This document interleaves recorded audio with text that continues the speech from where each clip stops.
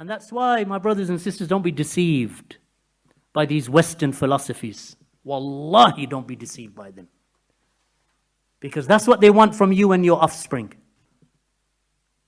You know, it didn't work with our generation, by and large, because, you know, in that time, the education system wasn't as developed as it is today. And developed, I don't mean in a good way. But they did not change the education system enough, because they still had a basis of religiosity to the education system. Anyone who's from my era or even before my era in the United Kingdom. You know, they used to sing hymns and they used to have an aspect of Christianity. Even the teachers had that religiosity with them. Even now, we're all a bunch of atheists and Darwinists. LGBT and Allahu A'lam what else. That's the thinking now, and that's what they want to inculcate into your children. There is no God. In their eyes, God is dead. Wal-iyadhu billah. Obviously, they won't say it because they don't want to offend the communities, especially not minority communities, because ethnic minority communities, whether you're Albanian, Somali, Pakistani, Bengali, Afghani, Kurdi, if you've come from outside, from other countries to this country, you've come with some aspect of religiosity, however weak it is. So the parents don't want to hear any of that, there's no God. Even though they themselves may be distant from the deen of Allah. But they don't want to hear that. So it is done, you know, it is insidious, it is almost secretive, and it is built into the education system. So they come in at the age of 6 or 5 or even earlier, you know, because some mums don't want to look after their children. And that's the reality, because they think that just because everyone else is sending their children to, you know, kindergarten or nursery, as we call it in the UK, they're sending them to these Sure Start centres and nurseries at the age of 3. I've got to send them at the age of 3. Why don't you send your child at the age of 3 to a nursery? The nursery is in the home with the mum and dad, with mother and the siblings. That's the best place of education for a 3-year-old. Why would you want to send your child? Why would you want to send your child at the age of 3 to unbelievers, into the state system, for 3 hours a day or 4 hours a day or 5 hours a day? Then they go in from 3. Then at the age of 5, they go into primary school. As soon as they go into primary school, year 1 and year 2, straight away, the storybooks now, especially in the inner cities, that the teachers are teaching left-wing, radical Marxists, in reality, atheists, that they are teaching your children, my 2 mums, to 6-year-olds. And that is a book that is taught. And I know it's taught in inner cities like Sheffield and Birmingham. Drag queens. You know what a drag queen is? This is a man dressed up as a woman in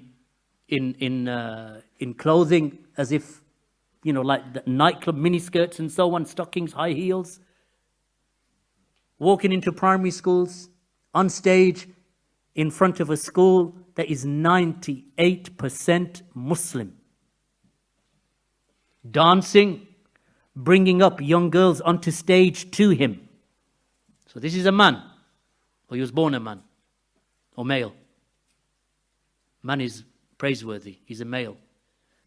He stands up on stage dancing to music, and young girls, Somali, Bengali, Pakistani, Afghani, Iraqi, Kurdish, Moroccans, and they are, you can see them on YouTube. I mean, I don't advise that you see them, but they're on YouTube, uploaded.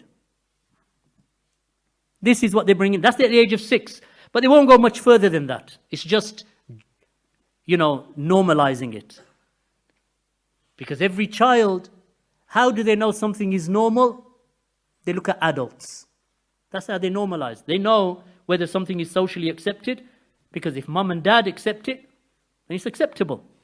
If teacher accepts it, you know, Miss so-and-so or Mr. so-and-so, or I don't know if they use Miss and Mr. anymore anyway. You know, but if they accept, they look at them. So now Your mentor, your teacher, your example is reading to you about two mums. So the child doesn't really understand, because the child has got mum and dad predominantly, especially if you're from an ethnic minority community. Whether you're Nigerian or whether you're Gambian or whether you're Moroccan or whether you're Pakistani, generally you come from mum and dad communities, right? Because it, alhamdulillah, hasn't really infiltrated into the minority communities, this LGBT movement. Anyway. When the teacher's reading it, the children know that it's not where they come from.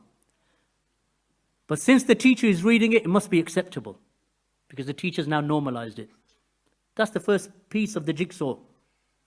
That's all the teacher has to do. Then so that's year 1. Year 2, they just stretch it a bit further.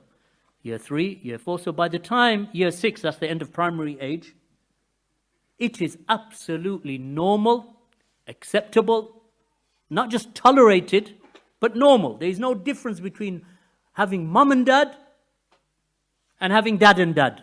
No difference in their eyes. And actually, that's the curriculum now. You cannot say that one is normal and one is not normal anymore. Both of them are the same. That is standard education system. Any teacher who teaches other than that is going against DFE regulations. Any teacher.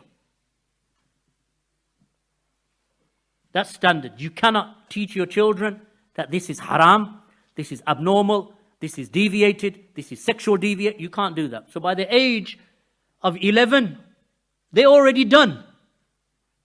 You've lost them. In evolution, you've lost them, because that's taught in primary level as well. In Darwinism, you've lost them. In cosmology, you've lost them. In this LGBT ideology, you've lost them by the age of 11. So what do they do for the next 5 years? So year 7, 8, 9, 10, 11. Now they turn them into missionaries. Now they have to become vanguards. Jazakallah khair. Now they are vanguards for these ideologies and doctrines. So by the time they're 16, they now go into their communities and they call to that which they're upon. Because you've just given them to the state system for 10 years. And if you put them into nursery at the age of 3, then you've given them for another 2 years as a bonus. 12 years they've been in the state system. I heard a quote the other day. If you send your children to Caesar for education, then don't be surprised if they come back as Romans. True or not true? Absolutely true.